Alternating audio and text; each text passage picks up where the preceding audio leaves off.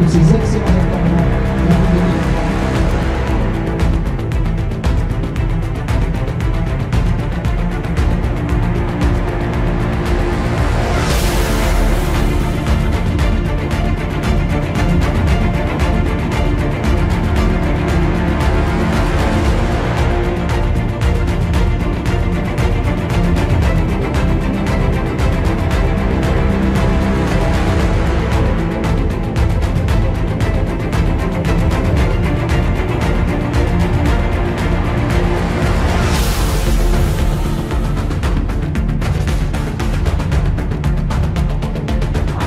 Super top, il me tarde la suite.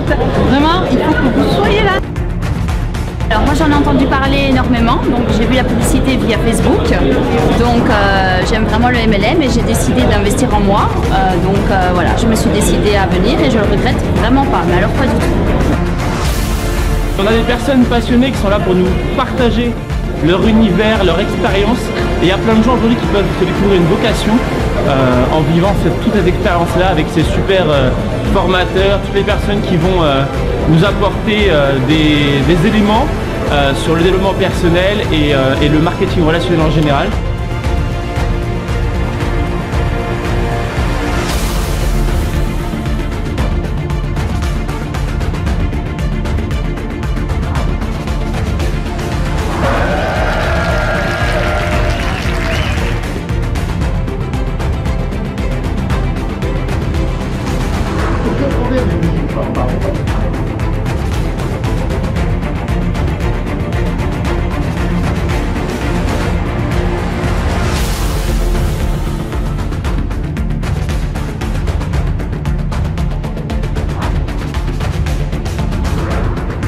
Un événement qui me parle, qui me fait écho, parce que c'est nécessaire que nous donnions une formation de qualité. Toujours très touché de voir à quel point l'école MLM monte en niveau à chaque événement. Est-ce que tu es prêt à jouer le jeu ?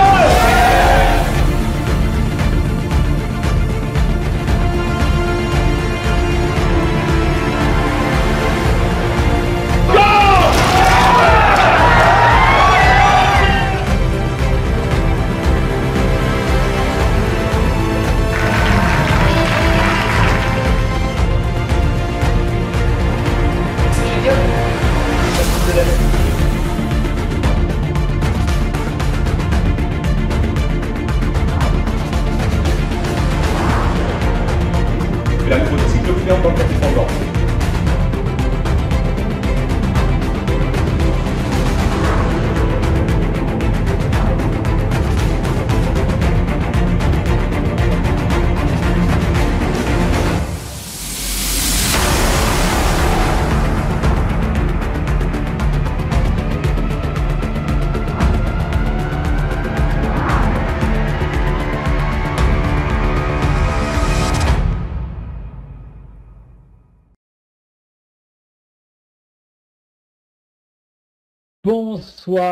Bonsoir, chers amis.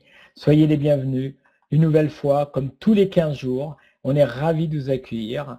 Moi, je suis ravi de vous accueillir parce qu'effectivement, dans 15 jours, Noël sera déjà passé. Donc, avant de continuer, on va vérifier le son, on va vérifier l'image. Et pour ça, j'ai une question pour vous. Qu'est-ce que vous avez commandé au Père Noël? Allez, je vous laisse un petit peu de temps. Qu'est-ce que vous avez commandé au Père Noël? Je vous laisse avec cette boule de Noël, magnifique. Bonsoir Florence, bonsoir Cyril, de l'amour, c'est bien, du bonheur, c'est une bonne chose, de l'amour et du bonheur, une bonne année. Ouais, bien sûr que c'est mignon, mais on est comme ça l'école de MLM, exactement, du soleil, tout le monde. Ravi, ça y est, on y est. On est ravis de vous accueillir. Eh bien oui, bravo à Laurent, bravo à l'école de MLM, bravo aux intervenants, pour ceux qui étaient là. On a vécu naturellement de grands moments, des grands moments de cœur, des grands moments aussi d'outils pour vous permettre au sein de l'école de MLM et dans votre métier passion, le marketing de réseau, d'aller de plus en plus loin. Voilà, la paix, naturellement, on va souhaiter la paix et puis on va souhaiter aussi au niveau de l'école de MLM eh bien, de continuer sur sa belle lancée. Je vais saluer donc les cofondateurs, avec Laurent justement qui a passé des heures et des heures pour vous proposer dès ce soir ce magnifique teaser. Bonsoir Laurent. On va accueillir aussi Alain qui est, je crois, en Belgique et qui est, vous avez pu le voir donc avec sa charmante femme Madeleine et qui a fait un travail énorme et considérable. Bonsoir Alain. Et puis on va accueillir aussi Paul Pironnet, je sais qui est là avec nous, toujours en mode start.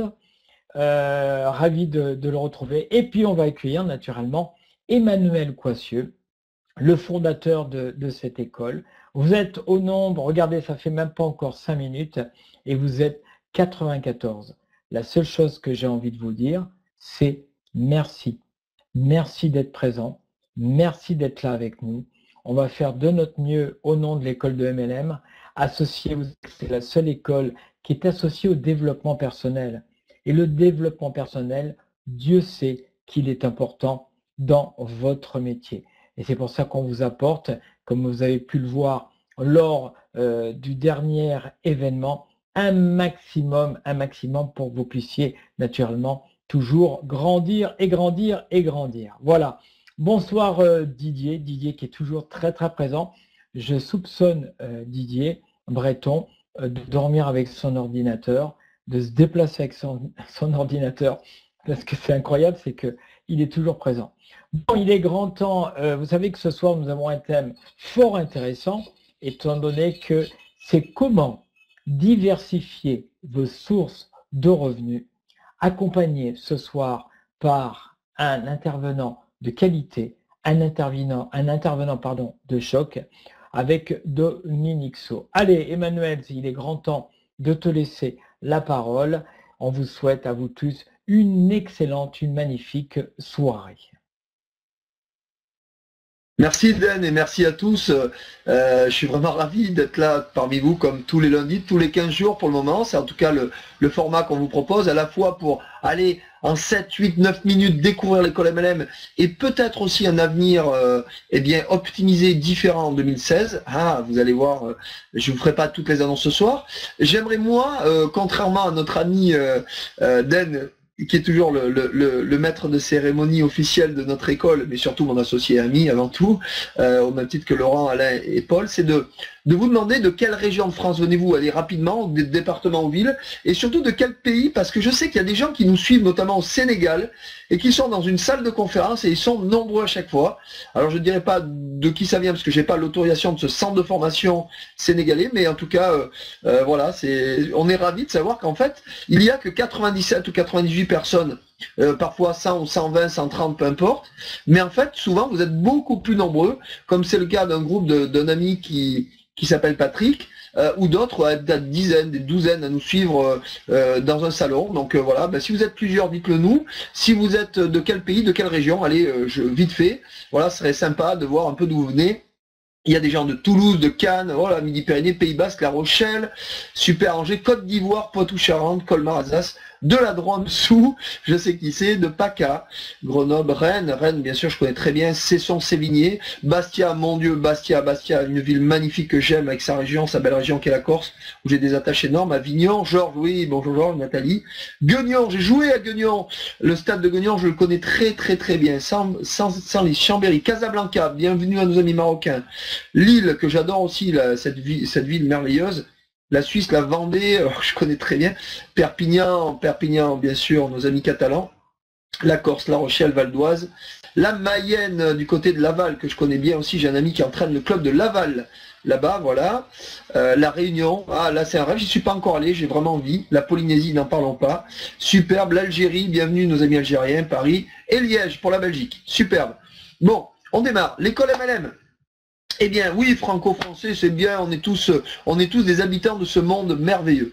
Alors, c'est quoi l'école MLM? C'est tout simplement une école qui va à la fois vous aider en complément à tout ce que vous pouvez entendre de la part de vos leaders et de votre compagnie, viennent en fait, non pas combler un déficit que j'ai trouvé dans toutes les sociétés, mais plutôt à compléter votre formation d'être humain via le développement personnel, en bien sûr y intégrant une dynamique de formation en MLM qui se veut je dirais régulière, puisqu'on sait que c'est dans la régularité qu'on transforme, je dirais, l'essai. C'est-à-dire qu'on adopte des réflexes, des conditionnements, des ancrages par la régularité. Et il n'est pas toujours aisé et facile. J'ai été leader de 3 compagnies de marketing de réseau, la première étant de l'apprentissage. J'ai été directeur des ventes, j'ai été aussi cofondateur de réseau. Je sais très bien qu'il est très difficile aujourd'hui pour un leader ou pour une compagnie de mettre en place un système de formation qui est basé uniquement sur des enseignements de MLM réguliers, en plus de l'automatiser et encore plus d'y intégrer des dominantes de communication, de management, de stratégie de développement, de gestion des émotions, puisque bien entendu, c'est pas vraiment le rôle d'une compagnie de marketing de réseau. Et pourtant, c'est là que l'école prend tout son sens pour venir, je dirais, compléter et faire grandir l'être humain qui est en vous afin de devenir le leader de demain. Parce qu'il ne peut pas y avoir un leadership affirmé s'il n'y a pas la construction de l'être, bien sûr, qui est au centre des préoccupations. Et moi, j'ai envie de remettre les êtres humains au centre des préoccupations, mais associés aussi avec cette école de MLM et de développement personnel. Vous allez découvrir qu'on va vous enseigner aussi des techniques de gestion des émotions, d'éducation financière, de relations hommes-femmes par enfant. Ce sont des choses qui vont arriver en 2016.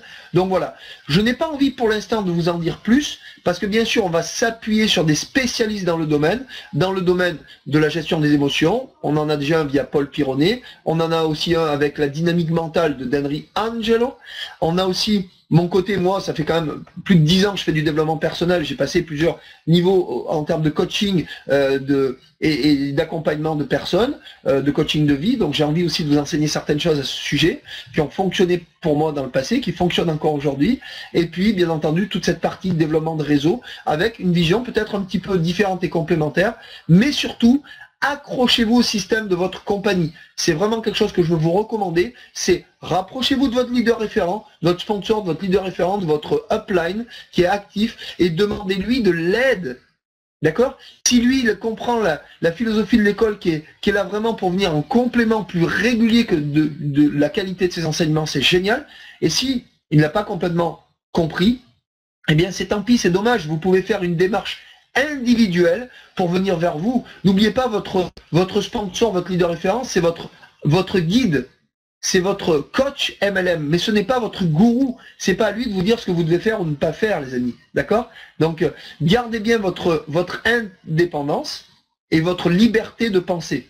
D'ailleurs, il y a quelqu'un qui a un très grand chanteur, vous le savez, Florent Pagny, qui a fait la liberté de penser. Voilà. Moi, j'ai envie de dire, il faut plus qu'on soit prisonnier de sa compagnie de marketing de réseau ou du leadership de notre leader qui doit nous dire ce qu'on a le droit de faire ou ce qu'on n'a pas le droit de faire. Je peux vous assurer qu'aujourd'hui, si vous lisez bien les contrats de vos compagnies, eh bien entendu, il faut respecter les règles, accrochez-vous au système, écoutez votre compagnie, participez à tous les événements de votre compagnie, les amis. C'est super important, ça. Et puis, en complément, vous pouvez aller chercher dans l'école de MLM peut-être quelques techniques qu'on peut vous apprendre, que vous apprenne peut-être pas votre leader, ou qui vous l'apprend aussi. Ça va venir que ancrer le message, et surtout, grâce à la PNL, notamment avec Paul, ou avec chacun d'entre nous, eh bien, des techniques de communication, de management, de leadership, qui sont vraiment des techniques qui fonctionnent dans l'entreprise traditionnelle, si on replace l'individu au centre des préoccupations. Voilà, donc aujourd'hui, vous pouvez vous abonner à des saisons via l'école MLM. Saison 1 qui dure 3 mois avec environ 30 vidéos qui sont accompagnées d'audio, qui sont accompagnées également d'écrits, de scripts écrits que dans la saison 1 que Laurent Gousset a fait avec beaucoup de professionnalisme, qu'il a vraiment chirurgicalement exprimé chaque mot, chaque virgule et tout. Bon, bravo pour son travail. La saison 2 et la saison 3 qu'on a co-construit ensemble, et donc vous avez un support écrit, audio et vidéo, et je trouve que ça c'est génial parce qu'on peut écouter l'école MLM en faisant son footing le matin, pour ça et ceux qui sont sportifs, ou le soir d'ailleurs, ou l'écouter dans sa voiture, peu importe, et puis le support qui vous permet de le lire, de noter, de prendre des notes vous-même par rapport à ce que vous entendez, sachant qu'à partir de la saison 3, ce ne sont que des résumés, alors qu'avant c'est plutôt carrément du mot pour mot, voilà, comme ça. Et la saison 4, eh bien c'est à vous-même de vous construire vos écrits. Voilà, on a vu les choses de manière un peu différente, où là, on a interviewé des leaders du développement de l'entreprise, on a interviewé les plus grands leaders de MLM, ça c'est la saison 4, et puis c'est un parcours initiatique qui monte en puissance au fur et à mesure, bien entendu, de vos années. Donc vous pouvez pour l'instant acquérir des saisons. Chaque saison, bien sûr, monte en puissance dans toutes ces thématiques. Voilà, découvrez-les d'abord par des vidéos gratuites. Vous pouvez vous faire call, donc demandez si vous avez un ami ou quelqu'un qui connaît déjà. Sinon, bah, bien entendu, vous pouvez venir directement sur notre site et découvrir peut-être grâce à la saison 1 d'abord de ce que nous avons à vous offrir, et puis après bien entendu des webinaires tous les 15 lundis, les élèves de l'école MLM tous les jeudis, toutes les 3 semaines, et on reprend à partir de ce jeudi-là, un parcours d'enseignement. Donc vous recevrez demain, mardi, tous les élèves de l'école MLM, bien entendu ce jeudi-là, un coaching plus interactif où vous me posez des questions, je réponds à toutes vos problématiques ou à vos réussites, et là on échange et vraiment on rentre vraiment dans le développement du business pour le coup. Ou pourquoi pas, vous avez une résolution de conflit, une divergence de point de vue à quelqu'un, vous ne savez pas comment la traiter, eh bien je me propose de gérer ça avec vous avec grand plaisir. Voilà, j'en ai terminé, je fais le plus court possible, mais l'école MLM 2016, vous allez le voir, va vous apporter encore plus pour vous mener encore plus vite au succès, vous, et surtout n'oubliez pas votre équipe. Aujourd'hui, il serait vraiment dommage de garder ça pour soi, même si vous connaissez des gens dans d'autres réseaux qui font du MLM, eh bien vous avez un intérêt à les coopter dans l'école MLM. Pourquoi vous en passez? Voilà. En tout cas, je suis vraiment ravi du parcours que l'on a fait depuis plus d'1 an maintenant, mes associés moi-même, de ce 3e bel événement qu'on a vécu ensemble à Lyon, qui était d'une puissance incroyable. Et malgré les événements contraires, les événements de Paris, avec les circulaires sur Lyon qui interdisaient tout événement, eh bien, je peux vous dire qu'on a travaillé comme peut-être jamais. C'est l'événement qui m'a en tout cas, moi, pris le plus d'énergie, de concentration, d'activation de réseau, pour que finalement, j'explique à toutes les personnes que non, il n'y avait pas d'annulation de notre événement. Mais bon, on était là, on y est arrivé, on a vécu un événement. Je remercie vraiment le staff, les 16 personnes qui faisaient partie du staff, les intervenants qui ont été tous brillants, et on est vraiment monté en puissance, comme l'a dit Yannick Allen dans le teaser tout à l'heure. En tout cas, merci à tous ceux, j'espère que vous avez vraiment vécu un grand moment, et ce n'est pas terminé puisque vous avez droit pour les membres VIP à un coaching avec le coach de votre choix. Donc tout ça, vous recevrez un mail dans la semaine. Voilà. Alors maintenant, je vais passer la parole à quelqu'un pour lequel j'ai énormément d'estime professionnelle dans un premier temps, parce que je l'ai découvert comme un professionnel.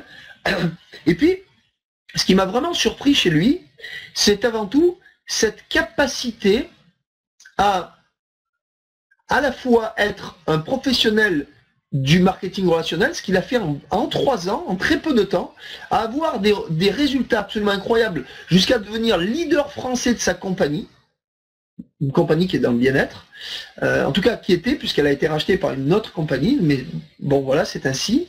À la fois d'avoir cette expertise de l'entreprise et donc de l'entrepreneuriat, ça aussi c'est quelque chose qu'il a construit, puisqu'il a été chef d'entreprise, qu'il a plusieurs entreprises aujourd'hui qui fonctionnent, et en plus de ça, d'être un vrai professionnel de la finance pour le coup. Donc 3 casquettes qu'il porte merveilleusement bien, et on sait que c'est dur d'être polyvalent et d'être expert dans plusieurs domaines. C'est pour ça que j'ai été assez subjugué par son parcours à la fois dans ces 3 thématiques, et surtout un parcours réussi, parce que sinon, bien entendu, il ne serait pas expert de l'école MLM, et aujourd'hui un ambassadeur de renom, et puis bientôt peut-être plus. En tout cas, voilà, je vais vous demander de prendre des notes, d'avoir une écoute extrêmement active, parce que ce personnage, cet homme, ce grand leader, a beaucoup de choses à vous apprendre. On va faire quelque chose d'assez interactif. Il va intervenir sur ces thématiques et moi, je vais rebondir, lui poser des questions. Enfin voilà, pour être très clair avec vous, voilà, on a construit ça en quelques minutes tout à l'heure parce que je sais qu'il a tellement de choses à vous dire. On est parti pour 40 minutes de plaisir, pour 40 minutes pour vous apporter à vous une vision peut-être complémentaire ou différente de la manière dont vous voyez un complément de revenu ou les possibilités qui vous sont offertes de réduction des coûts, d'optimisation, construction de capital, d'épargne, et grâce au MLM, bien entendu, une solution la plus, je dirais, simple et éthique qui soit. Voilà. Donc, cet homme s'appelle Dominique Saut. Je vais tout de suite lui laisser la parole parce que c'est lui, aujourd'hui, qui va mener cette soirée où je vais de temps en temps lui couper la parole et rebondir.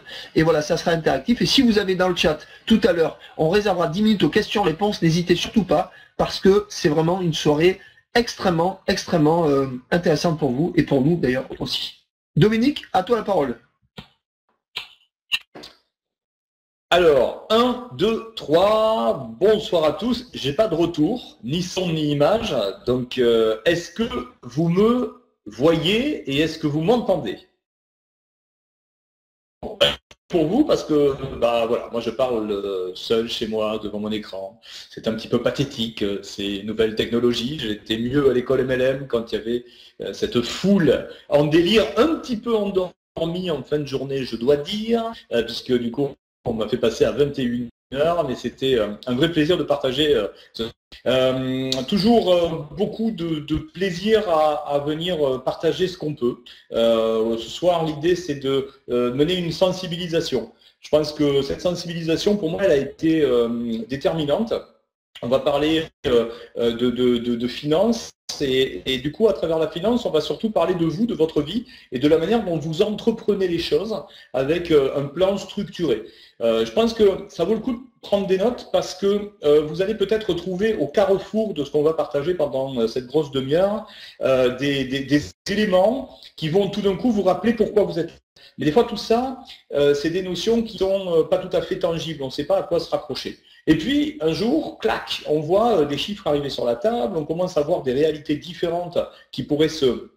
On va rentrer dans le vif du sujet. La diapo que vous avez sous les yeux va permettre dans un premier temps de clarifier la situation. Donc je vous parlais de votre positionnement. Peut-être que vous allez trouver au carrefour de cette présentation que là, il y a des vraies choses à raconter quand finalement on vous dit mais pourquoi tu fais du marketing de réseau, pourquoi tu passes autant de temps à essayer de développer cette activité pour l'entreprise de quelqu'un d'autre. Là, vous allez pouvoir clarifier les raisons pour lesquelles vous êtes en train de développer ça pour vous-même. Alors, je vais reprendre des éléments qu'on va pouvoir approfondir et on a l'occasion de se refaire ça voilà, à d'autres occasions dans les soirées MLM, si vous le souhaitez. On pourra à chaque fois rentrer plus dans le détail parce que chaque compartiment va compter.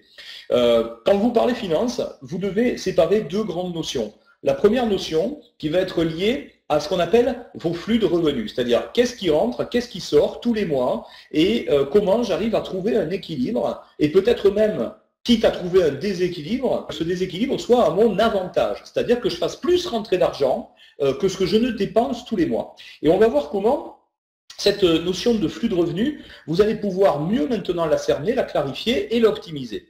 Et puis il y a autre chose en fait, et finalement il n'y a que deux choses. Donc, vous voyez, vous allez avoir plus de sensibilité financière à la fin de la soirée que 80% même des conseillers financiers. Parce que si vous structurez des choses comme ça, vous allez voir, ça va être extrêmement simple et vous allez pouvoir mettre tout dans la bonne case.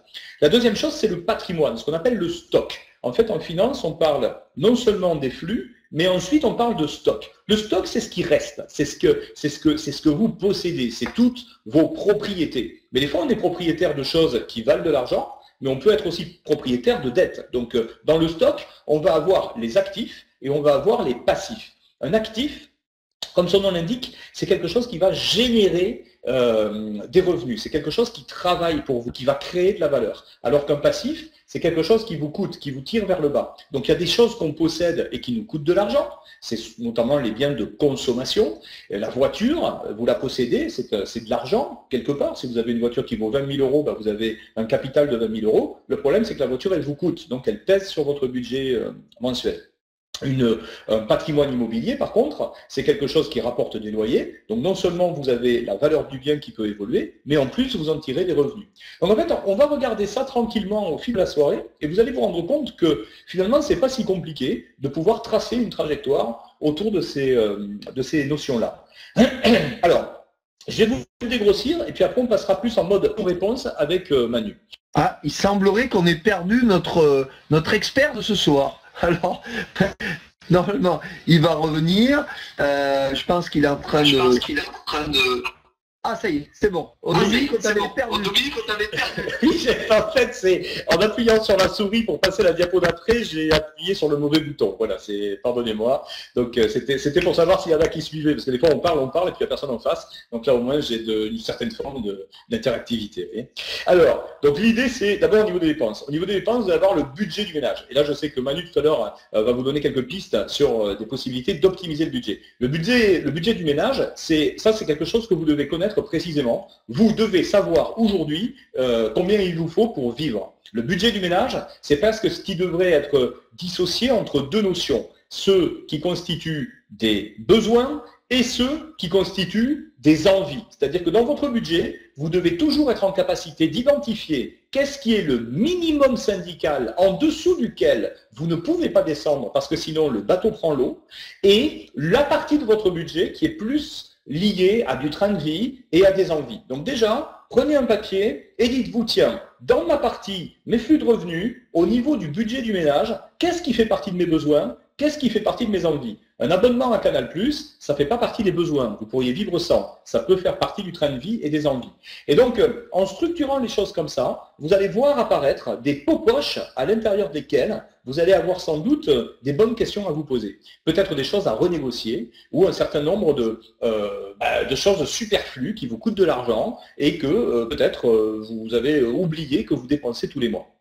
Donc ici, la notion de budget, deux notions derrière, les envies et les besoins. Voilà, donc essayez d'être en permanence au contact de ce qui constitue pour vous les besoins fondamentaux de votre ménage, parce que ça va vous décontracter pour envisager la suite.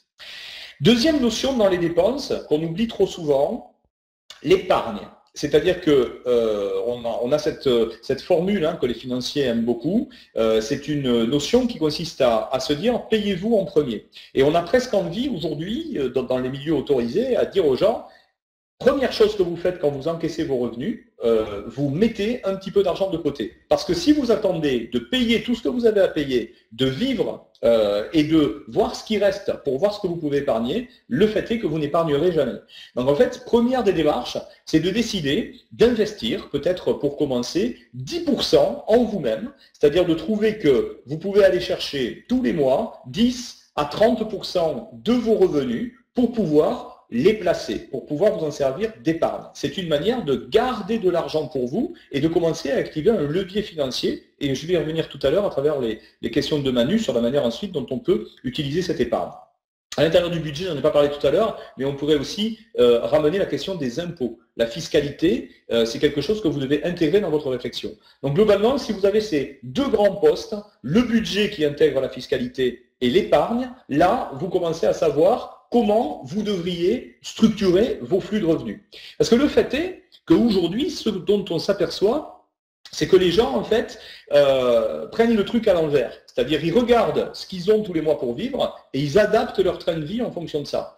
C'est pas comme ça que fonctionnent les gens qui ont de l'argent. Les gens qui ont de l'argent imaginent leur vie et mettent en place ce qu'il faut pour générer des revenus qui vont leur permettre de vivre la vie qu'ils imaginent.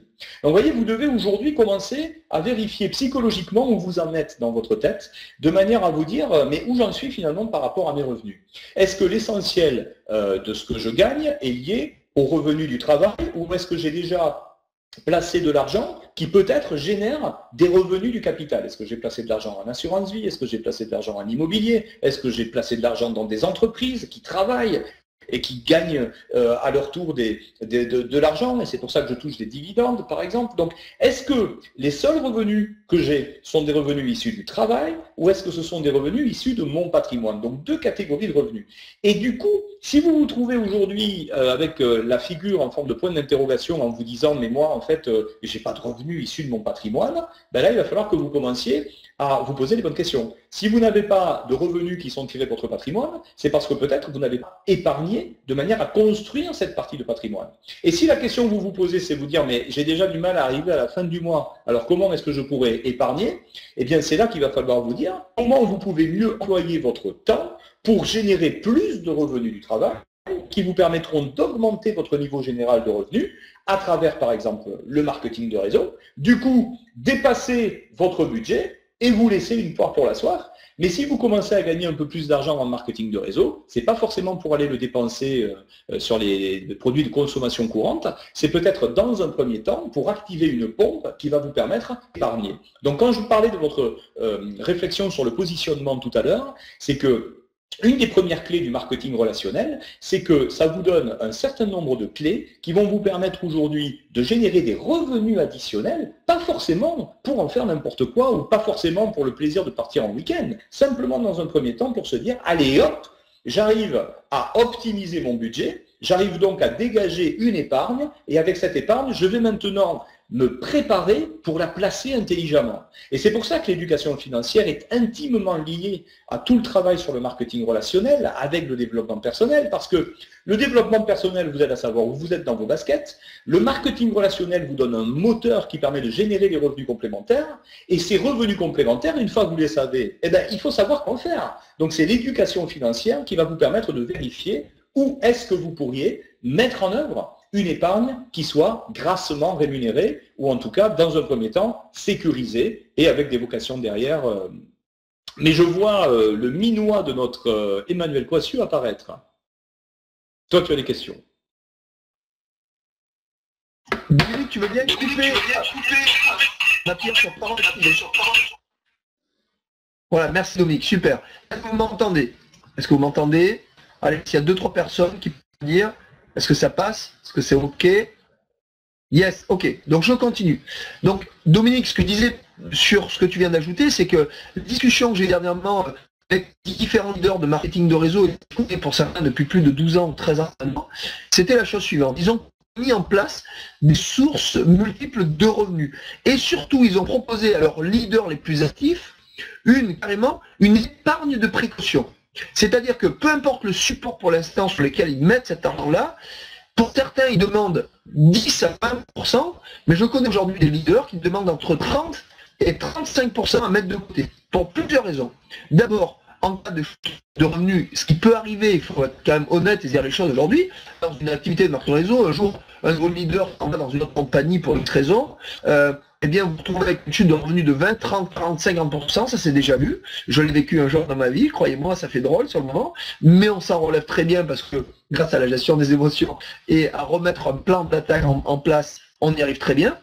Mais ça, si vous avez déjà un matelas d'épargne qui vous a permis d'y faire face, c'est beaucoup plus simple. Ensuite, il y a le support sur lequel je vais épargner. Il est clair que je vais épargner à 3 ou 5%, on est clair, entre nous, ce n'est pas une solution adéquate, ce n'est même pas placer son argent sur la valeur d'argent. Donc je suis persuadé que soit vos leaders, ou dans ces cas-là, si vous avez le moindre doute, voyez carrément avec Dominique, qui lui a des solutions optimales, ça fait plus de 10 ans qu'il fait ce métier, même plus que ça, donc n'hésitez pas à œuvrer. Alors apparemment, le son, on n'entend pas.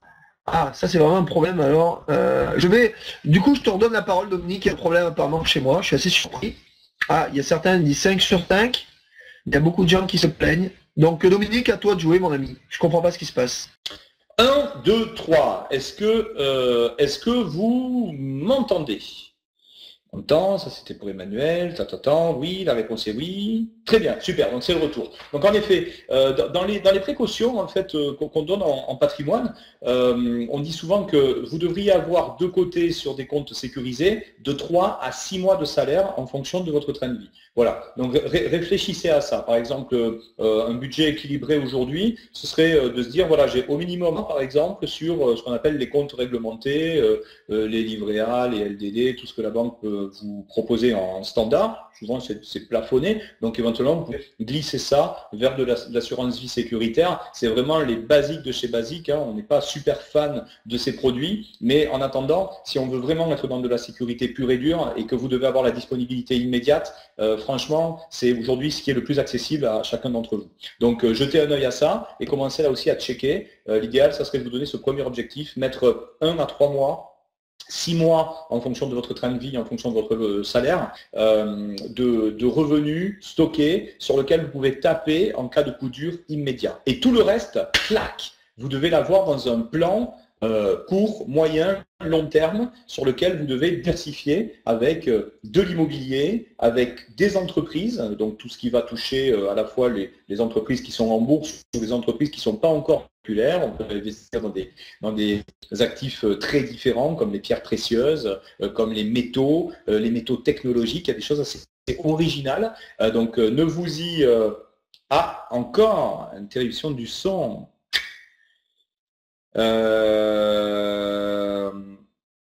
C'est revenu ou pas?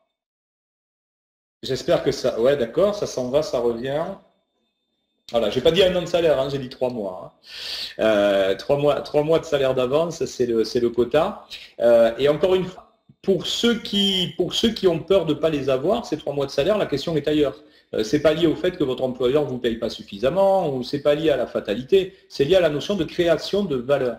Donc un des premiers changements de croyance, c'est de mettre en capacité de dire aujourd'hui, je vais essayer d'aller dans le sens du courant, on finira la visio là-dessus, je vais essayer d'aller dans le sens du courant, c'est-à-dire je vais me mettre en situation d'aller là où l'argent se fabrique. C'est-à-dire que, en effet, vous êtes au bon endroit. Le marketing relationnel est en train d'intéresser de plus en plus d'entreprises. Plus vous allez devenir quelqu'un de compétent en marketing relationnel, plus vous allez être contacté par plein de sociétés qui auront envie de travailler avec vous. Et donc peut-être que demain, vous allez vous rendre compte que, eh bien, avec ou sans réseau, vous êtes capable aujourd'hui de redémarrer une aventure parce que vous avez acquis les compétences. Donc ce qui est très important, c'est que vous soyez en capacité de vous dire à tout moment, j'ai les compétences qui me permettent de tirer mon épingle du jeu personnellement et d'être autonome financièrement, quel que soit ce qui m'arrive autour. Mon réseau me lâche, mon entreprise me lâche, c'est pas grave, je prends mes responsabilités parce que j'ai acquis l'expérience et les savoir-faire. Et c'est à partir de là que vous serez vraiment devenu un professionnel. Donc du coup, vous pouvez à la fois, sur le plan professionnel, doper vos compétences, vous réorienter vers les secteurs d'activité qui recrutent ou qui créent de l'emploi ou qui sont prêts à vous payer cher pour ce que vous savez faire. Et donc, grâce à Internet aujourd'hui, il n'y a plus d'excuses. C'est-à-dire que le monde de l'Internet, les possibilités de créer du travail à domicile vous permettent de doper la partie revenu du travail et de multiplier 1, 2, 3 sources de revenus qui vont pouvoir optimiser tout ça. Donc, dès que vous allez avoir un peu plus de revenus que de dépenses, à partir de là, clac, vous enclenchez une mécanique où vous allez pouvoir mettre un peu d'argent de côté pour la sécurité du ménage, donc c'est grosso modo 3 mois de salaire, et puis au-delà, on place l'épargne dans des actifs de type immobilier, valeur boursière, valeur immobilière, valeur de type pierre précieuse, métaux technologiques, tout ce que j'ai dit tout à l'heure, mais comme manifestement, ça a bugué au niveau du son. Donc j'espère que, grosso modo, vous arrivez à recoller les morceaux du puzzle. Donc tout ça, c'est ce qui va nous amener sur la problématique de budget. Ce qui va nous amener sur la problématique du patrimoine, c'est un peu différent, c'est le stock. Qu'est-ce que vous possédez au fond ? Vous avez donc la possibilité, je viens d'en parler, de posséder différents types de valeurs. Vous pouvez posséder votre résidence principale. Mais attention, la résidence principale, c'est une source de charge. Dans le monde de la finance, c'est plutôt un passif qu'un actif, votre maison. Parce que votre maison, même si le marché immobilier monte, si vous voulez la revendre pour faire une plus-value, ben vous allez la revendre, mais il faut bien que vous vous logiez. Donc vous allez être obligé d'acheter en parallèle un autre bien immobilier. Et ben du coup, comme si le marché a monté, il a monté pour tout le monde. Donc en fait, si vous avez fait de la plus-value avec votre résidence principale et que vous la revendez pour vous reloger, vous allez payer plein pot la nouvelle résidence principale d'en face. Donc en fait, la résidence principale n'est pas forcément un vrai vecteur de création de patrimoine. C'est un vecteur qui vous sécurise, mais ce n'est pas forcément la meilleure des tactiques. Parfois, des gens peuvent rester locataires et investir leur épargne d'une manière beaucoup plus diversifiée, de manière à tirer parti des opportunités de marché, en investissant dans de l'immobilier, mais pour le louer cette fois, en achetant peut-être plusieurs studios ou en achetant de la pierre papier. C'est-à-dire qu'aujourd'hui, vous pouvez investir dans la pierre sans forcément un appartement. Vous pouvez acheter à la découpe, c'est-à-dire que vous achetez à plusieurs un appartement ou un immeuble, et donc chacun va pouvoir mettre la somme qu'il le souhaite. On peut commencer à acheter de l'immobilier à partir de 5 000 € quand on le fait avec des formules originales comme les SCPI ou ce genre d'enveloppe. On peut avoir en plus des avantages fiscaux qui vont avec. Donc finalement, dans le domaine de la création de revenus, ou la création de patrimoine, on est vraiment dans quelque chose où vous devez lever l'affectif, pas forcément vous dire, parce que c'est la culture générale, oh là là, il faut que je devienne propriétaire absolument de ma résidence principale, parce que ce n'est pas forcément le levier. Vous devez vous déconnecter aujourd'hui de toutes ces idées reçues pour aller un peu mieux sentir où va le marché. Par exemple, le pétrole, il y a quelques années, le baril avait largement dépassé les 100 $. On s'est retrouvé cette semaine avec un baril de pétrole à 35 $. Donc vous voyez, des fois, on a le sentiment qu'on peut faire des bons coups ponctuellement parce que tout le monde est en train de se diriger vers une valeur. Et puis en pratique, si on n'est pas aguerri et si on n'est pas forcément bien documenté, on peut faire des erreurs. Donc jouez d'abord la carte de la sécurité, investissez dans des choses tangibles sur lesquelles vous avez le sentiment de bien maîtriser le contexte. L'immobilier, on sait que ça fonctionne, mais l'immobilier pour le louer. Voilà. Puis là, évidemment, il y a des phénomènes de bon sens. Ça sera toujours plus sympa d'avoir un appartement avec une vue dégagée, exposée avec le soleil sur la terrasse, qu'avec un rez-de-chaussée qui donne sur la décharge publique. Voilà. Donc il y a quelques éléments de bon sens. Moi, j'ai trop vu de gens investir dans l'immobilier sur papier, en faisant confiance à des conseillers qui les conseillaient pas tant que ça, mais qui ne prenaient pas leurs responsabilités. Donc là aussi, à tous les étages, vous devez à votre niveau ramener cette notion de responsabilité. C'est vous qui à tout moment être en train de signer les documents, c'est de votre vie dont il est question. Donc dès que vous sentez que c'est un peu flou pour vous, prenez différents avis, consultez plusieurs personnes et revenez vers des éléments de bon sens, comme le rappelle Emmanuel au niveau du chat. Donc les valeurs, ça peut être aussi des entreprises. Il y a aussi la possibilité aujourd'hui d'investir dans des entreprises non cotées, c'est-à-dire des sociétés qui ne sont pas encore cotées en bourse. Et ça, c'est de très très beaux programmes. On aura l'occasion d'en reparler, je pense, dans d'autres sessions, parce qu'on travaille avec des partenaires sur ce thème-là. Et donc, c'est très intelligent aujourd'hui d'anticiper les sociétés qui vont devenir les fleurons économiques de demain, et du coup de s'adosser sur des experts dont le métier c'est d'étudier les dossiers des entreprises et de se dire oulala, là, cette société-là, le modèle économique est bon, l'équipe de direction est brillante, le marché les attend, et on sait qu'ils ne sont pas encore sortis du bois, d'ici quelques temps, cette société-là va exploser. Si vous savez, vous, arriver un peu avant la bataille, eh bien, vous allez être aspiré, et votre épargne avec, dans cette plus-value qui fait qu'au moment où l'entreprise, du coup, arrive sur les marchés boursiers, ben forcément, c'est sa valeur qui se démultiplie et vous en tirez profit. Donc, il y a des possibilités pour aller vers des placements beaucoup plus dynamiques, comme on dit, mais ne le faites pas n'importe comment et surtout ne le faites pas avec n'importe qui. C'est-à-dire que là où vous sentez que vous n'êtes pas habile ou aguerri ou formé sur certaines notions, soyez sûr par contre que vous travaillez avec des gens de confiance qui vont vous permettre de vous orienter au meilleur endroit. Voilà, donc ça c'est la partie valeur immobilier, valeur entreprise. Et puis, il y a le patrimoine professionnel. Le patrimoine professionnel, je pense que c'est une notion qui vous touche si aujourd'hui vous êtes de l'autre côté de cet écran. C'est que vous êtes dans une possibilité de créer avec le marketing de réseau un vrai patrimoine professionnel. En fait, le marketing de réseau va dans un premier temps utiliser votre huile de coude, c'est-à-dire qu'au début, il faut laisser, c'est comme ça que ça fonctionne. Vous allez pouvoir développer des ventes, développer une clientèle, développer une équipe, et à l'intérieur de cette équipe, tout d'un coup, vous allez voir des gens se révéler, et à leur tour, ils vont vouloir faire pareil que vous. Et là, vous commencez à avoir un fonds de commerce, c'est-à-dire que votre entreprise va, dans un premier temps, générer juste les revenus qu'il faut par rapport à votre travail à vous, mais petit à petit, générer des revenus qu'on appelle à effet de levier. C'est-à-dire que vous allez pouvoir capitaliser sur le temps des autres, en quelque sorte. Le fait que d'autres personnes autour de vous sont en train de s'investir dans le modèle économique. Et donc, ce patrimoine professionnel, pour nous, en marketing de réseau, c'est le réseau. C'est-à-dire que votre patrimoine professionnel en marketing de réseau, c'est vous. C'est-à-dire que vous êtes une marque.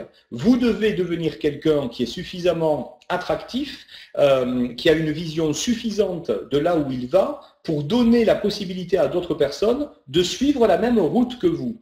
Pas de faire pareil que vous, ou pas de chercher à être vous-même celui qui enseigne aux autres, mais plutôt de dire aux gens, venez par là, parce que moi, je n'ai pas toutes les compétences, je ne sais pas trop comment ça va se passer d'ici 2 ou 3 ans, mais je sais par contre que je suis dans un groupe de personnes, et je sais qu'avec ce groupe de personnes, on est en train d'aller fabriquer quelque chose de grand, parce qu'il y a suffisamment de compétences dans l'équipe, et parce qu'on travaille avec des sociétés qui ont la capacité de nous servir de véhicule pour aller là où on souhaite aller. Donc, sur cette question de patrimoine professionnel, 2 cas de figure, et je vais laisser Emmanuel nous parler en effet du cadran du cash flow juste après. 2 cas de figure sur le patrimoine professionnel. Soit vous avez un fonds de commerce, mais le problème du fonds de commerce, c'est que souvent, on ne sait pas trop comment on va le revendre. Aujourd'hui, les gens même qui ont des pharmacies ou qui ont des commerces, c'est très compliqué d'envisager la succession, la mission de leur entreprise. Soit vous faites comme on fait en marketing de réseau. Et comme on fait en marketing de réseau, eh bien, on crée un système en fait qui va générer des revenus passifs, c'est-à-dire des revenus qui sont des revenus issus de votre patrimoine professionnel, parce qu'à un moment donné, vous avez œuvré pour créer cette mécanique, pour créer ce système, et au bout d'un moment, c'est le système qui va travailler pour vous.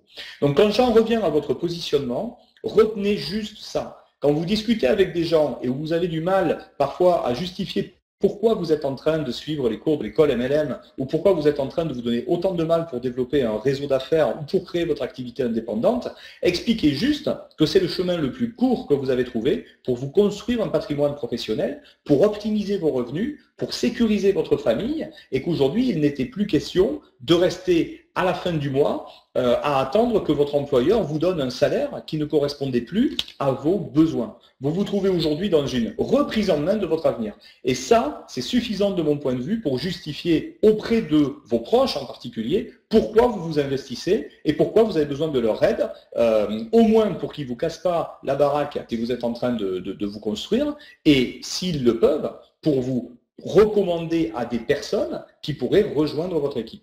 Donc vous devez être parfaitement clair sur le fait que la stratégie financière qui est la vôtre vous amène à un moment donné à mettre le marketing relationnel au centre de cette possibilité de générer plus de revenus d'une part, de générer plus de revenus qui vous permettront d'épargner d'autre part, et au-delà de cette épargne, de générer un patrimoine professionnel qui va d'ici quelque temps prendre le relais par rapport à vos revenus et du travail et du patrimoine. Voilà, j'espère que c'est clair, parce que c'est des notions qui peuvent être un petit peu des fois difficiles à intégrer, donc surtout n'hésitez pas à réagir dans le chat. Merci Raymond pour les commentaires. Au niveau du passif, et ce soir, on se calmera un peu là-dessus pour vous laisser le temps de décanter. Ce sera avec plaisir qu'on pourra revenir sur ces notions. Mais moi, ça a changé ma vie de découvrir ça parce que j'avais une vision très confuse. J'étais dans le brouillard.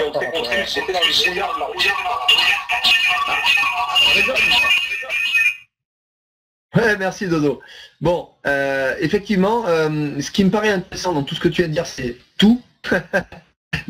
Une petite partie, effectivement, que je me permettrai, si le son est bon, dans le chat, il n'y a pas de problème par rapport à ça, parce que je sais que tu n'as pas terminé du tout ton intervention. Au contraire, il y a une partie très importante, c'est sur la partie marketing relationnel. Aujourd'hui, j'ai remarqué qu'il était très complexe pour la grande majorité des gens qui font du MLM d'expliquer clairement ce qu'est le marketing de réseau de façon, je dirais, simple et simpliste. Alors, pas pour le son, évidemment. Alors, je vais augmenter un peu le son, en espérant que peut-être ça puisse mettre un peu plus de son coupe. Ok, merci. Voilà, Nathalie. Bon, je comprends bien parce que je suis connecté directement à ma box. Je vais couper la vidéo, c'est une très bonne idée ça. Ouais, exactement. Déjà, je vais peut-être couper la vidéo. Est-ce que c'est mieux? J'espère que c'est bon, parce que sinon, je vais laisser... tant pis, je vais laisser donc Dominique continuer sans qu'il y ait d'interaction, ce qui est un peu dommage. Je diminue le son. Voilà, je baisse le son, ça passe mieux. Merci Carla. Voix hachée. C'est quand même très embêtant. Parce que je voulais rajouter quelque chose d'important. Ok, alors Dominique, je vais te laisser continuer. Je vais effectivement, vous avez raison, je n'ai pas de casque. Ça peut aussi venir de là. Je vais chercher un casque et puis continue sur les crédits d'investissement parce que là j'aurai quelque chose à annoncer à tous nos membres, aux plus de 110 personnes. Et puis surtout, j'aimerais expliquer clairement comment parler du marketing réseau à n'importe quelle personne pour qu'elle puisse se sentir concernée. À toi Dominique. 1, 2, 3, le retour. On devait faire un truc ultra interactif ce soir avec des questions. Donc du coup, voilà, merci de votre compréhension. C'est les aléas du direct. C'est bon là, vous m'avez ou... Ok, nickel. Donc on finit sur la notion de passif. Passif, actif, passif. Donc on a vu les actifs, c'est ce qui génère de l'argent en fait. Donc qu'est-ce que vous possédez au fond? C'est quoi les valeurs? Il y a des valeurs qui perdent de l'argent, il y a des valeurs qui gagnent de l'argent. Dans les valeurs, vous pouvez trouver des tableaux, vous pouvez trouver des diamants, vous pouvez trouver... Aujourd'hui c'est la mode, on achète des tout petits diamants comme ça sous blister, ou on peut acheter des petits lingots, voilà, donc on peut se faire plaisir avec des valeurs un peu inattendues. Il faut évidemment faire attention ensuite à toutes les règles. Tout ça est très réglementé dans le domaine de l'investissement, il y a une fiscalité, il y a tout un ensemble de choses à avoir à l'esprit. Mais bref, vous avez peut-être des valeurs qui génèrent des revenus, mais vous avez aussi peut-être des passifs. Alors le passif, il y a deux notions de passifs. Il y a des bons passifs, il y a des mauvais passifs. Attention au crédit conso. très attention au crédit conso. Si vous avez en ce moment des crédits conso, faites en sorte de les liquider, de les rembourser très vite. Alors il y a des mécanismes extrêmement brillants, on pourrait s'amuser un soir à faire ça avec vous, c'est de mettre en place une centrifugeuse en fait qui va tout d'un coup, en quelques mois, vous permettre d'essorer vos crédits conso. C'est d'aller dans le budget, de regarder dans le budget toutes les petites dépenses qu'on pourrait s'économiser et hop, de les affecter en priorité au crédit conso. Parce que plus vite vous avez enlevé vos crédits conso, plus vite vous pouvez être dans une logique de crédit d'investissement. Les crédits d'investissement, c'est activer la pompe. C'est finalement creuser pour mettre en place les fondations de votre patrimoine. Aujourd'hui, par exemple, quand on fait de l'immobilier, eh ben, on a envie d'être en déficit.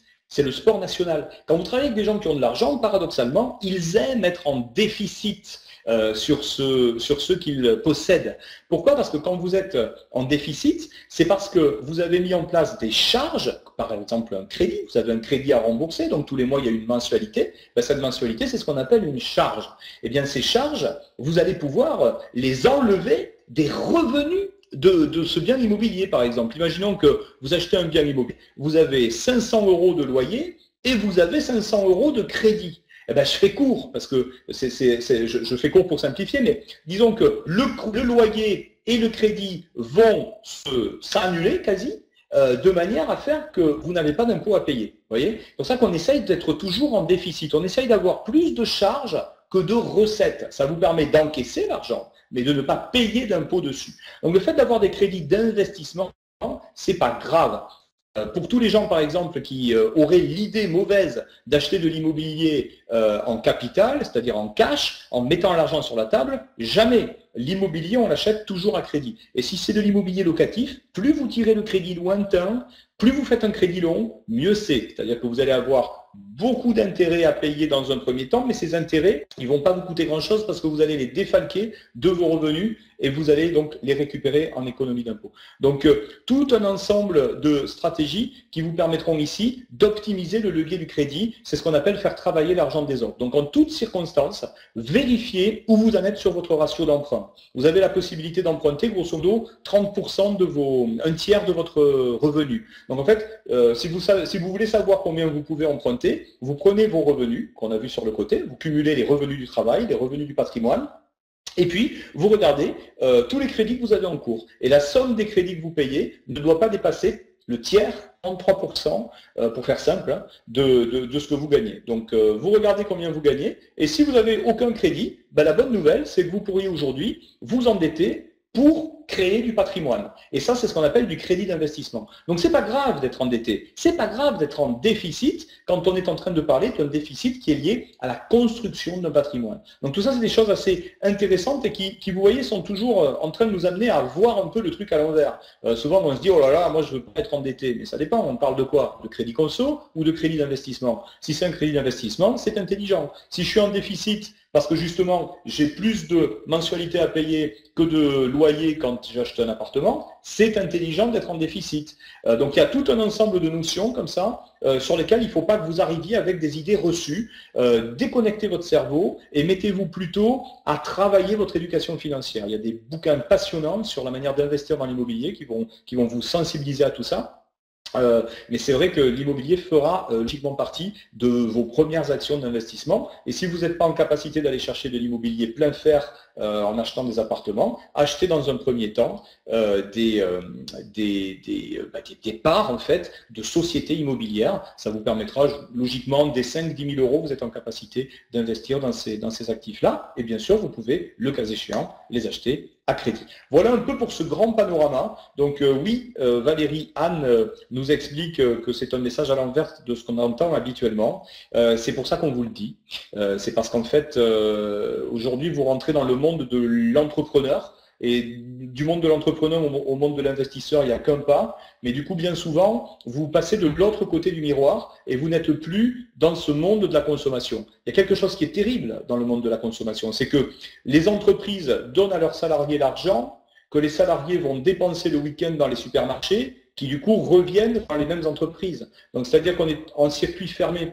Donc si vous voulez sortir de ce schéma, le fait de devenir investisseur et entrepreneurs sont déjà les deux premiers pas à mener pour reprendre le contrôle de votre vie. Par contre, Ne vous faites pas de fausses illusions. Comme quelqu'un qui apprend à faire du vélo, vous allez faire des erreurs, vous allez vous ramasser. Vous pouvez à un moment donné être déçu de certains choix que vous aurez faits, mais on est tous passés par là, c'est le métier qui rentre, entre guillemets. Donc dites-vous que la vérité ici, c'est qu'à partir du moment où vous avez décidé de vous investir dans votre activité économique personnelle pour reprendre les rênes de votre situation financière, vous êtes dans le vrai. Et le fait de créer son entreprise ne devrait être que secondaire par rapport à une stratégie financière. Vous devriez aujourd'hui être en train de dire « je fais du marketing de réseau parce que ça colle à ma stratégie financière ». Mon premier objectif est de reprendre le contrôle de ma stratégie financière et c'est la raison pour laquelle j'ai décidé de créer mon entreprise.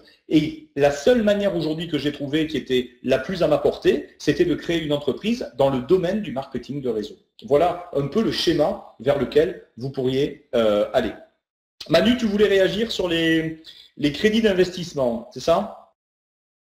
Yes, Dominique. Bon, déjà, merci, comme l'a dit Thierry, Eric, même Valériane. Oui, c'est très intéressant. Merci pour cet éclairage. Effectivement, c'est une façon, tout simplement parce que tu es depuis très longtemps dans le domaine de la finance et que tu as développé une intelligence financière via une ouverture d'esprit et via surtout un parcours d'entrepreneur. Mais il est vrai qu'il y a deux choses à bien retenir dans tout, enfin, il y a plein de choses à retenir dans tout ce que tu as dit. C'est d'une part, ne laissez pas le pouvoir ni à votre patron ou un d'autre décider de votre avenir. Prenez votre vie en main. Alors, prendre sa vie en main, c'est par exemple devenir entrepreneur soi-même, même si c'est à temps très partiel, et le marketing de réseau est une solution absolument incroyable, simple, duplicable de pouvoir le faire, si encore bien sûr on a un degré d'enseignabilité suffisamment important et un guide qui peut nous aider à découvrir le métier. Encore que faut-il investir aussi dans soi. Investissement, c'est le plus grand investissement que je vous invite à faire suite à l'échange que j'ai avec Bob Proctor en 2005, c'est en vous-même. Et vous allez voir qu'à partir de ce moment-là, vous allez développer des schémas neuronaux, vous allez développer des habitudes, des réflexes qui vont de toute façon vous amener à rencontrer des gens qui vont vous aider dans ce parcours initiatique de construction de patrimoine et de complément de revenus. Et là, grâce à l'appui de Dominique Saut notamment, on est en train de découvrir qu'il existe plusieurs solutions. Alors je vais d'abord parler du cash flow pour revenir sur les crédits d'investissement.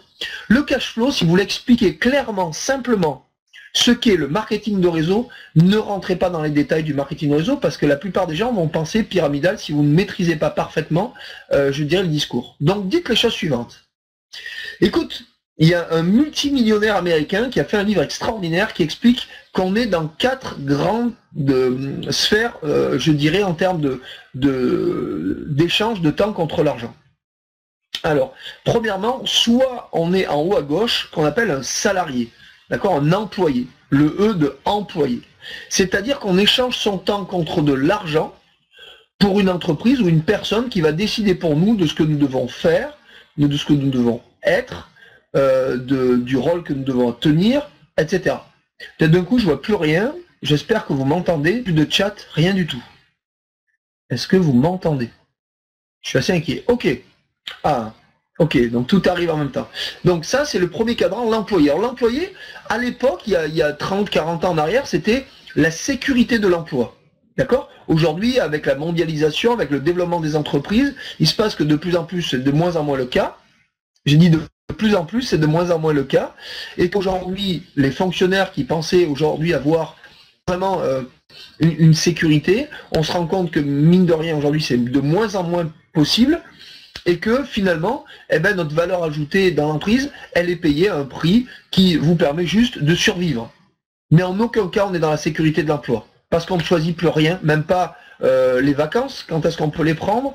On ne peut pas choisir non plus, voilà, on dépend de l'humeur de son patron immédiat, on dépend de ses collègues, on dépend de beaucoup trop de choses, à mon sens. Donc la liberté, elle est vraiment extrêmement limitée. Et vous êtes limité uniquement au nombre d'heures que vous échangez pour votre employeur. Et on ne paye pas malheureusement trop le résultat dans la grande majorité des entreprises, mais bien le minimum que vous pouvez apporter à l'entreprise. Ok, donc ça c'est le premier point. Ça c'est l'entrant du T comme travailleur indépendant ou TNS, travailleur non salarié. Alors là, très souvent, c'est une personne, encore une fois, qui échange son temps contre de l'argent. Sauf que là, eh bien, qu'est-ce qui se passe? Elle est indépendante. D'accord? Elle a peut-être 1 ou 2 employés, donc en plus elle doit gérer la gestion des salariés. Croyez-moi qu'aujourd'hui ça n'a jamais été aussi difficile qu'auparavant. D'accord? Donc là, encore une fois, elle n'est dépendante uniquement que de sa capacité à produire ou à faire les choses. Ou à faire les choses, mais elle le paye, c'est-à-dire à des fournisseurs ou à des consultants externes, etc. Donc avec des partenariats. Encore une fois, sans elle, sans sa présence, malheureusement, eh bien, il ne se passe pas d'entreprise puisqu'elle est l'homme ou la femme clé de l'entreprise. Et elle n'est rémunérée qu'à sa faculté à faire ou à faire les choses. Donc, extrêmement limite, l'interdépendance est quasiment inexistante. Elle est vraiment, encore une fois, indépendante. Dans un premier temps, en tant qu'employé, on est dépendant de notre patron. Là, on est indépendant. Et là, on vient de parler de 92% des gens dans le premier cadran, vous voyez, 4% des gens sont TNS. Et maintenant, eh bien, on va découvrir comment font 3% des gens en haut à droite. Et là, on rentre dans un autre système qui est le chef d'entreprise. Alors lui, le chef d'entreprise, il y a deux styles de chef d'entreprise. Il y a celui qui va construire son entreprise, mais là, en investissant beaucoup plus d'argent, entre 5 et 10 millions d'euros en moyenne. D'accord? Donc là, il va faire travailler pour lui. C'est-à-dire que les autres vont travailler, d'accord, pour lui générer un revenu, pour qu'il puisse se générer, lui et ses actionnaires et ses principaux associés, un revenu conséquent, un dividende ou autre. Et il va faire travailler les autres. C'est déjà un autre mode économique. Déjà peut-être plus intelligent ou au moins plus entreprenant. D'accord? Donc ça, c'est ce qu'on appellera le chef d'entreprise, l'entrepreneur. D'accord? Mais l'entrepreneur, encore une fois, il faut qu'il ait les capacités à s'entourer intelligemment. Il faut aussi, bien entendu, qu'il soit sur un domaine qui fonctionne, je dirais, qui soit productif. Et là encore, là, sa présence n'est plus indispensable. C'est sa faculté à s'entourer qui va être indispensable. D'accord? Donc lui, il peut partir 1 mois ou 2 mois, son usine, son entreprise peut encore fonctionner. Donc lui, il fait travailler les autres. Et là, dans ce cadre-là, vous allez voir, je vais y revenir très vite parce qu'il y a il y a la micro-entreprise, mais je vais revenir. Et enfin, dans le cadre du bas, il y a les indépendants. Les indépendants, d'accord? Alors c'est pas les indépendants, c'est les investisseurs. Les investisseurs indépendants, c'est-à-dire que eux, ils ne font plus, ils font pas travailler les autres, pour eux, ils font travailler l'argent pour eux. C'est-à-dire qu'ils vont avoir une somme minimum de 8 à 10 millions d'euros qu'ils vont placer intelligemment pour que les revenus leur permettent de vivre confortablement. Voilà. C'est ce qu'on rêverait tous d'être, les amis, c'est-à-dire investisseur indépendant. Et l'investisseur, lui, je vous dis, a placé 10 millions d'euros à 5%, faites le calcul, d'accord? Si vous savez comment compter, ça fait 500 000 euros de revenus annuels sans toucher à son capital. Et ça, c'est extrêmement intéressant. Parce qu'avec 500 000 euros à l'année, on paye quand même les faux frais, on a de quoi vivre confortablement. D'accord? Pour certains, c'est énormément d'argent, pour d'autres, c'est très peu, mais en tout cas, c'est un modèle économique qui permet de vivre. Qui ne rêverait pas sur cet appel de ne pas être investisseur? C'est-à-dire de ne plus être responsable des gens avec lesquels on s'entoure, de ne pas faire travailler les autres, mais en plus, je dirais de ne pas surtout dépendre d'un employeur ou d'un responsable hiérarchique. Voilà. Et avant, pour arriver là, je vais vous proposer de remonter dans le cadran du haut, du troisième, c'est d'être chef d'entreprise. Mais chef d'entreprise, comme j'expliquais tout à l'heure, en investissant 5 ou 8 millions d'euros, c'est simplement d'être en micro-entreprise, c'est-à-dire de faire du marketing relationnel. La micro-entreprise, c'est la même chose que le chef d'entreprise, mais sauf travailler en interdépendance avec les autres et de créer de la valeur ajoutée aussi chez les autres. Et non pas plus d'avoir de lien de subordination. C'est ça qui est intéressant. D'accord? Donc je vous enverrai le schéma, les amis. Il n'y a aucun problème là-dessus. C'est que simplement, j'ai improvisé, je voulais vous parler de cette façon simple de parler du MLM. 1, je suis employé, je travaille pour quelqu'un d'autre, je suis en fragilité économique. 2, je suis indépendant. Donc là aussi, malheureusement, j'échange mon temps contre de l'argent, donc je suis en fragilité économique. 3, je suis entrepreneur. Là, je suis plus en fragilité économique parce que elle existe quand même, bien entendu, mais ma présence n'est plus indispensable, je n'échange plus mon temps contre de l'argent, je fais travailler les autres. Et avec une micro-entreprise, en échangeant mon temps contre de l'argent, mais en étant interdépendants les uns des autres. Et enfin 4, c'est ce qu'on espère tous un jour, que j'ai été un jour, c'est d'être investisseur, c'est l'argent qui travaille pour moi, et là vraiment, c'est le confort total. Voilà, ça c'était la première chose que je voulais dire pour rebondir sur ce que vous voulez vous expliquer Dominique, et je voudrais en profiter pour terminer sur quelque chose, c'est que le crédit d'investissement c'est extrêmement intéressant.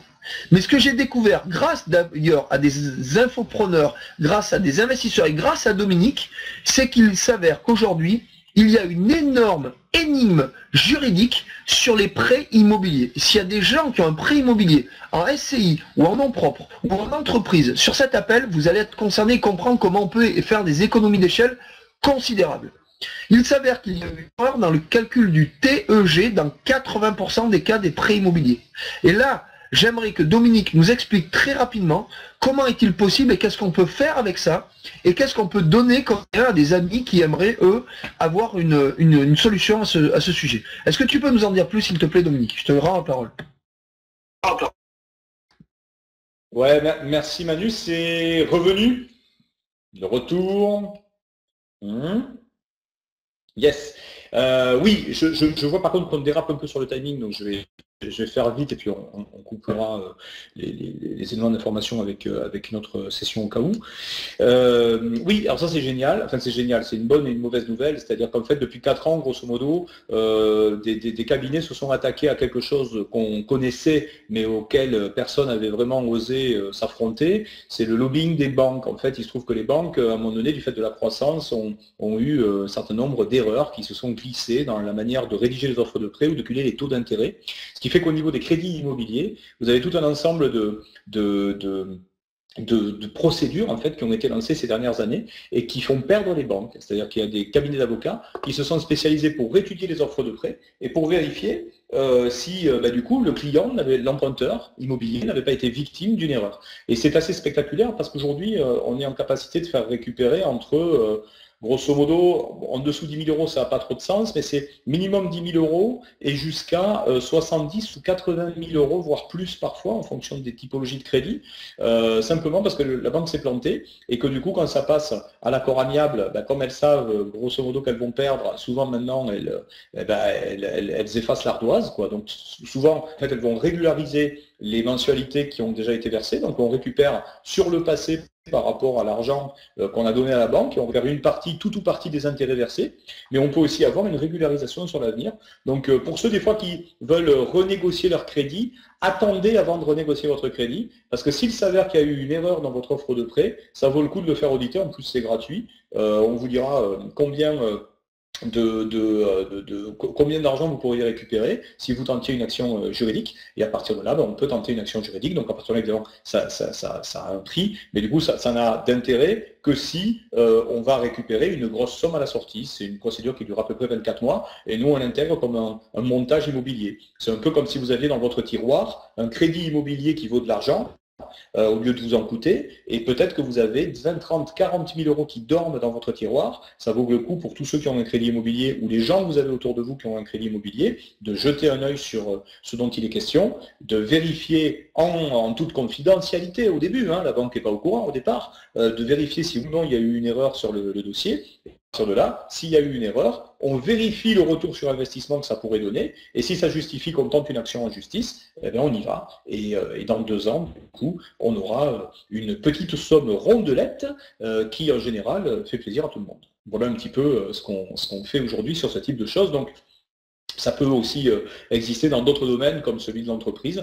Pour les gens qui autour de vous ont une entreprise, vous avez, je crois, Eric Temerman qui est connecté ce soir, qui pourra vous donner topo là-dessus si ça intéresse du monde. Mais lui, par exemple, il aide des gens à récupérer l'argent, les chefs d'entreprise qui ont des salariés, toutes les boîtes de plus de 50 salariés, elles payent des cotisations URSSAF qui souvent sont mal calculées, et on est capable de faire économiser beaucoup d'argent aux entreprises en leur faisant faire des économies sur l'URSSAF. Il y a les économies aussi à faire sur les taxes foncières des entreprises. Donc en fait, il y a tout un ensemble de petites erreurs comme ça qui se glissent parfois dans des choses qu'on est habitué à payer, mais qui, quand on les éclaire avec l'avis de spécialistes, peuvent vous permettre de tirer votre épingle du jeu et de récupérer de l'argent finalement qui vous est dû, parce que ça fait partie de vos droits en tant que citoyen. Voilà. Donc je vois que Manu vous envoie le lien, en effet, si vous voulez étudier, qu'on étudie votre dossier, il y a la possibilité d'étudier ça tranquillement, c'est gratuit et on vous dira ce qu'il en est. Vous serez accueilli par des consultants spécialisés et des spécialistes juridiques et mathématiques, des comptables qui vont regarder l'intégralité de votre situation. Donc voilà, il y a 1000 choses en finance, donc on pourrait y passer la nuit. Retenez ces 3 dernières notions, donc ce qu'il y avait sur les diapos. Cherchez toujours à générer plus de revenus que de dépenses. Faites en sorte aujourd'hui de capitaliser sur votre patrimoine professionnel et ouvrez sur les possibilités qui vous sont offertes de développer votre compétence, c'est-à-dire investissez en vous en premier. Il y avait tout à l'heure Valérie, je crois, qui disait oh là là, c'est bien, mais ça fait beaucoup de notions à retenir. Paris, c'est pas fait en un jour, mais le premier élément, c'est le déclic. Donc dès que vous commencez à avoir le déclic en train de vous dire waouh, il y a tout un univers, tout un continent que je n'ai pas visité, là déjà, vous pouvez commencer à organiser vos prochains séjours. C'est-à-dire que d'abord, vous allez pouvoir faire le point sur votre budget, ensuite vérifier si oui ou non vous dégagez une capacité d'épargne, comment cette épargne est investie, qui peut vous orienter quand il s'agit d'immobilier, de finances ou de valeurs de notre genre, et également quand il s'agit de votre patrimoine professionnel pour monter une entreprise saine et durable. Et petit à petit, vous allez voir que si vous commencez à tracer un petit plan de route, semaine après semaine, après semaine, après semaine, vous allez optimiser votre budget et trouver des leviers pour épargner intelligemment à travers des sources et des lectures qu'on pourra aussi partager avec vous avec grand plaisir. Voilà, je ne veux pas vous durer trop longtemps, donc je vais m'arrêter ici, sauf si vous avez des questions. Ça a été un plaisir, prenez soin de vous et on se retrouve la prochaine fois qu'on se croise. Ok Dominique, super. Bah écoute, en tout cas, je crois que tu as comblé les attentes de nos membres de ce soir. C'est vrai qu'en 45 minutes, c'est toujours compliqué d'aborder des sujets aussi vastes. Est-ce que tu veux bien mettre un mail pour toutes les personnes qui aimeraient peut-être approfondir avec toi sans user de ton temps, bien sûr, notamment sur de la finance responsable et performante et sur les économies d'échelle, sur les prêts. Peut-être que toi, tu as des choses à leur dire à ce sujet. Donc, est-ce qu'on peut aujourd'hui, tu peux mettre ton mail principal, je crois que j'en ai mis un tout à l'heure, parce qu'il y a eu une demande. Est-ce que tu veux bien le mettre ? Voilà, ben Dominique l'a mis, donc c'est pas tout à fait le même mail que je vous ai donné tout à l'heure, mais c'est ok, voilà, donc parfait. Oui, alors oui, Annie, c'est vrai que c'est un des experts de l'éducation financière, je suis d'accord avec toi. Après, dire que c'est le numéro 1, je me permets juste de dire, Anis, que c'est un point de vue, en tout cas il fait partie des très bons, ça je te rejoins là-dessus. En tout cas, moi je le recommande, puisque j'ai lu quasiment tous ses bouquins, et je dois dire que c'est avec lui que j'ai appris le plus facilement. En tout cas, il a la faculté à expliquer simplement quelque chose qui n'est pas forcément facile, au même titre que Dominique d'ailleurs. C'est pour ça que je voulais que Dominique intervienne ce soir, et vous apporte, voilà. Alors, il y a T. Harv Eker aussi, bien sûr, il y en a plein d'autres. Je sais que certains ont fait des livres absolument extraordinaires, mais voilà, déjà, cantonnez-vous à écouter Père riche, Père pauvre de Robert Kiyosaki ou Guide pour investir. Vous verrez que vous allez récupérer des informations absolument considérables. Et si vous avez une ou deux questions à poser à Dominique, n'hésitez pas, parce qu'il est la bonne personne, en tout cas, celle que je valide avec l'école MLM, pour vous renseigner. Voilà les amis. Bah écoutez, on a dépassé un peu le timing, bravo, vous avez été plus de 110 à nous écouter jusqu'au bout. Je vous en félicite parce que investir sur soi, c'est le meilleur des investissements, je le répéterai jamais assez. Et après, vous avez eu suffisamment d'informations ce soir pour ne pas confondre actif et passif, pour aller vers peut-être des notions de gestion et d'anticipation, parce que vous le savez comme moi, nous n'aurons pas de retraite. Soyons très clairs là-dessus, en tout cas pas issus de nos salaires ou de nos revenus d'activité quand on échange son temps contre de l'argent pour un patron ou une entreprise. En revanche, soyez entreprenants, prenez déjà les dispositions nécessaires par de l'immobilier, par des valeurs mobilières, par des matières premières, mais aussi par de l'épargne performante que Dominique pourra vous orienter. On n'est pas sur des 3 à 5% parce que c'est pas ça qui vous fera avoir une retraite saine et vous constituer un capital durable et performant, mais bien par d'autres solutions. Voilà, je vous souhaite le meilleur, je vous envoie mes plus belles énergies pour vous et votre famille. Merci encore Dominique Saut. On finit par une superbe vidéo de l'école MLM de notre ami Laurent, que je remercie encore mes associés. Je suis très fier d'être dans cette belle équipe, et je peux vous dire juste une chose, on vous prépare des choses que vous n'imaginez même pas. On sera vraiment une école des affaires, une école de la vie, une école de l'être humain, car l'être humain sera toujours mis au centre de nos préoccupations. Je vous souhaite le meilleur. À bientôt.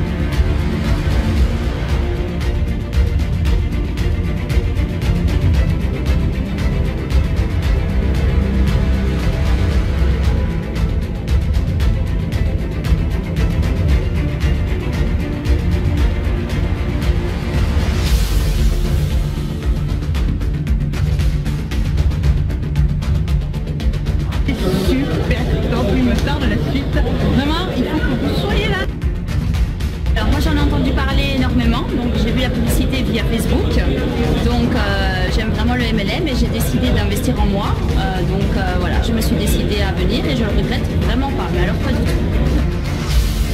On a des personnes passionnées qui sont là pour nous partager leur univers, leur expérience. Et il y a plein de gens aujourd'hui qui peuvent se découvrir une vocation en vivant toutes ces expériences-là avec ces super formateurs, toutes les personnes qui vont nous apporter des éléments sur le développement personnel et le marketing relationnel en général.